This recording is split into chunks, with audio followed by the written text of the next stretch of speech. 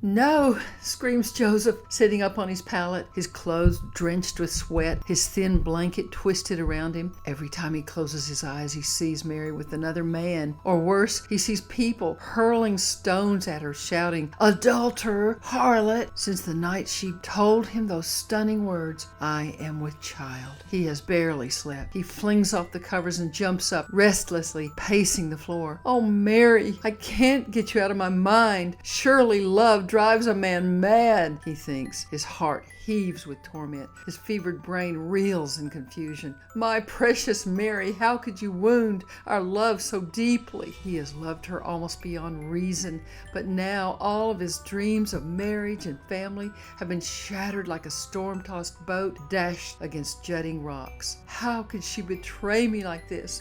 I loved her so. I would have given my life for her. She said she loved me too, but now I see it was all a sham. She only wanted a name for her baby. He throws himself back on his pallet, beating his fists into his pillow. Waves of darkness sweep over him. Nearly 8 months have passed since Joseph has seen her. He knows she has returned from her cousin's home in the hill country, but he hasn't gone near.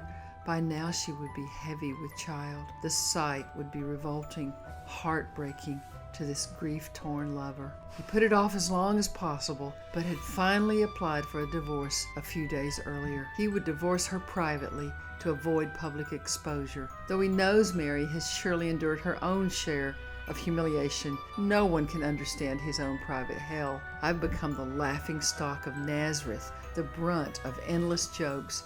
There goes the carpenter who's betrothed to a whore," they whispered. But I always know what they're saying. Some even accuse me of being the father. Joseph just couldn't wait. Now he's too proud to admit it. But worse than the gossip is the emptiness he feels. His heart aches with the loss of his beloved. And though he tries to turn to the Lord in prayer, God seems strangely distant to him these days. Tossing fitfully, he finally drops off into an exhausted sleep. Suddenly, in a dream, a supernatural presence invades his sleep. He sees a light growing brighter and brighter, and within the light he hears the voice of an angel. The voice seems almost audible. "Joseph, son of David, do not be afraid to take Mary home as your wife, because what is conceived in her is from the Holy Spirit." A profound peace floods his soul as the angel continues. "She will give birth to a son, and you are to give him the name Jesus, because he will save his people from their sins." "Mary, my Mary," he cries, suddenly awakening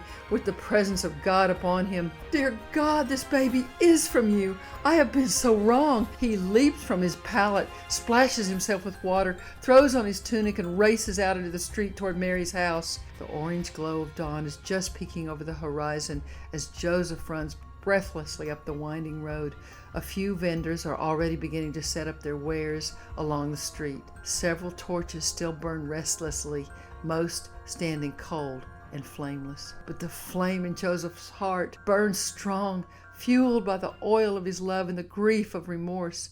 "Dear God, I didn't believe her. My precious little Mary, my beloved. Oh, Mary, Mary," he cries, tears stinging his bloodshot eyes as he stumbles up the pathway. "What will I say when I see her? I promised at our betrothal to protect her and faithfully stand with her through all trials. But I walked out on her. I doubted her. How can she ever forgive me?"